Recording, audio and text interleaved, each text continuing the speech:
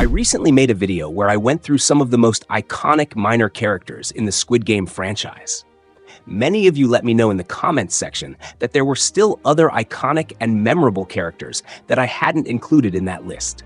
So in today's video, we'll be diving even deeper into the Squid Game universe, looking at even more minor characters who made a lasting impact on the story, whether through their actions, personalities, or unforgettable moments on screen.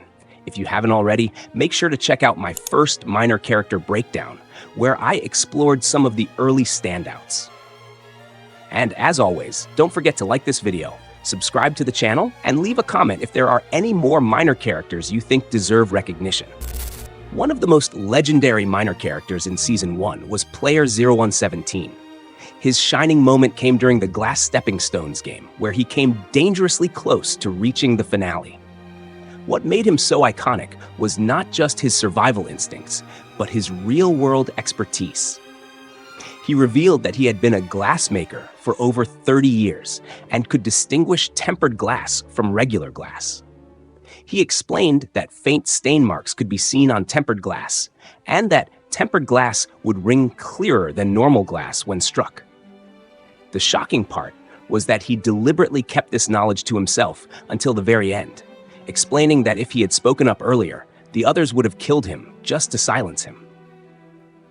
Once he began guiding the group, he successfully led them across 2 correct panels before the frontman and VIPs caught on to his strategy. To counter him, the lights were switched off, robbing him of his ability to visually identify the safe panels. Thinking quickly, he threw a marble onto one panel, but without a second marble for comparison, his method was incomplete. Sangwoo, desperate and running out of time, pushed Player 0117 onto a panel, killing him instantly.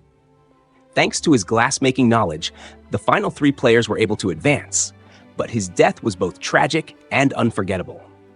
Without Player 017, the fate of the finalists may have been completely different. His sacrifice and skill cement him as one of the greatest minor characters in the entire Squid Game franchise. On the other hand, not all iconic characters are remembered fondly. Some are notorious. One of the biggest examples is Pink Guard number 28, who was deeply involved in the horrifying organ trafficking subplot of Season 1. Guard 29, secretly undercover Detective Junho, begins to question him about the VIPs, making number 28 instantly suspicious.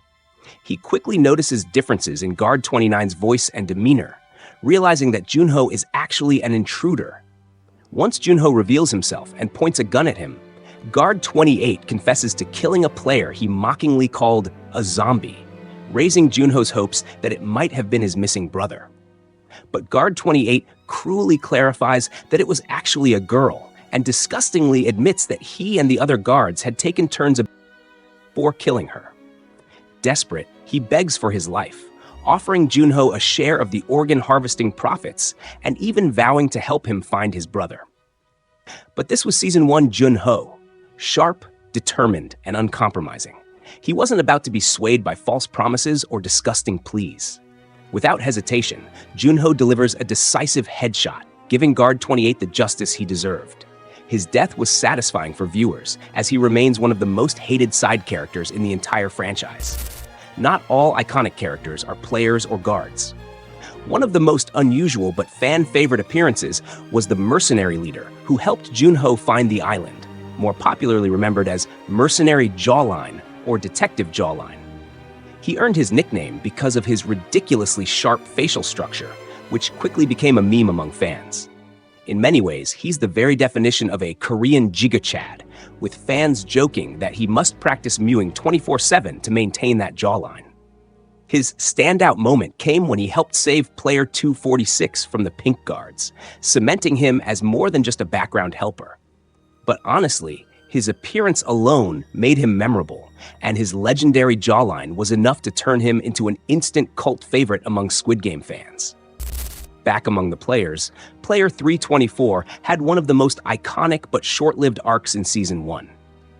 Introduced alongside his friend Player 250, he brought a bit of comic relief at first, marveling at the massive arena and posing for a goofy profile photo.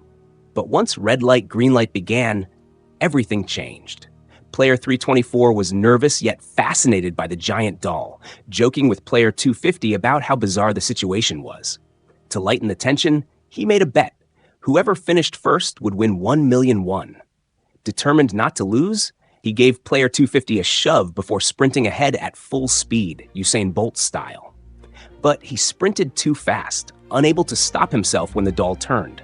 He was instantly shot, becoming the very first player eliminated in the entire series.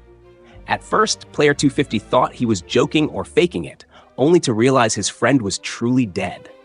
That moment broke the illusion for everyone, sending Player 250 into panic and sparking the mass chaos that followed. His blood splattered onto Player 306, triggering screams of horror and leading to a frantic rush for the exit. The guards then unleashed their weapons, mowing down fleeing players in a massacre reminiscent of No Russian from Modern Warfare 2.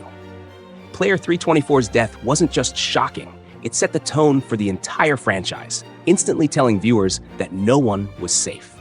His short appearance created one of the most impactful scenes in TV history, solidifying Squid Game as a global phenomenon. Finally, in Season 3, we got Player 202. When the trailer first dropped, many fans mistakenly believed he was the one delivering the now famous line, "What do you think I'm doing? I'm playing the game." In reality, that was Player 096, but the confusion made audiences curious about Player 202's role. In the season itself, his part was small but significant. During hide and seek, he stormed into the shelter where Junhee, Gyeomja, and Hyunju were hiding with baby 222. To advance, he needed to kill someone, but Hyunju bravely defended her friends. She fought him outside but was injured in the struggle, leaving her unable to walk properly. She eventually stumbled her way but was caught and killed by Myung-gi. Many fans speculated that had she not been injured by Player 202, she might have escaped in time. In that sense, Player 202's brief role carried massive consequences, shaping the outcome of Hyunju's story and reminding us how even seemingly minor characters can alter the fate of major players. What makes these minor characters so fascinating is that even though they aren't the stars of the show, they leave lasting impressions that stay with us long after the credits roll.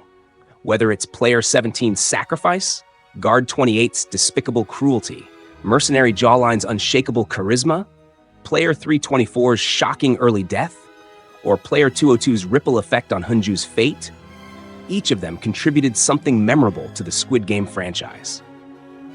They prove that every character, no matter how big or small their role, can help shape the story's emotional impact and keep fans talking years later. If you enjoyed this breakdown of iconic minor characters, make sure to smash that like button, drop a comment with your favorite underrated Squid Game character, and subscribe for more deep dives into the franchise.